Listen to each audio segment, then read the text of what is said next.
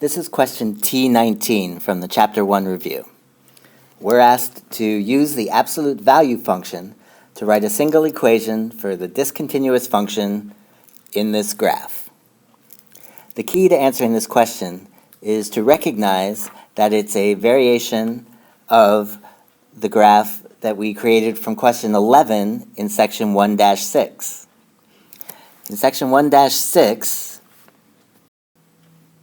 we saw this function, which was generated, as we were told, by the equation f of x equals the absolute value of x over x. And if we look at this function, we want to recognize a few key characteristics. It's an odd function, centered around the origin, and we want to look at what happens when it's been transformed in the question in the review. So I've put both graphs here on the same set of axes. The blue is the original f of x, and this red is what it's being transformed to. What we'd like to do is look at the different types of transformations that are possible, and the way to approach this is to first start with where the center of the graph has been translated.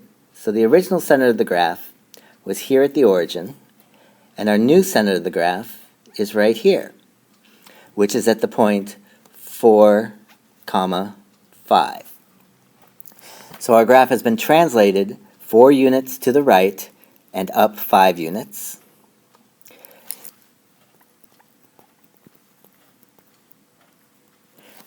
Now we want to look at what else has happened to the graph. If we look at the graph, we see that the original blue graph, the gap between our two lines in the discontinuity is 2 units wide, from -1 to 1. The new gap here goes from 2 to 8, which is 6 units wide. So we've seen a vertical dilation by a factor of 3. Which means we've got a new function, g of x, that has a vertical dilation, so we multiply our function f of x by the factor of our vertical dilation, by 3. And then inside the parentheses, since we moved 4 units to the right and our horizontal effects are counterintuitive, we subtract 4.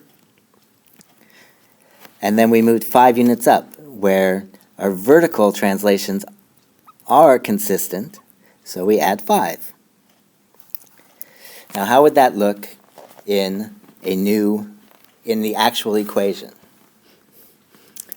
We would take that original absolute value of x over x, multiply it by 3, and then inside the absolute value bars we would subtract 4. But there's another x in the equation in the denominator, so we'd have to subtract 4 there as well, and then add our 5-unit vertical translation.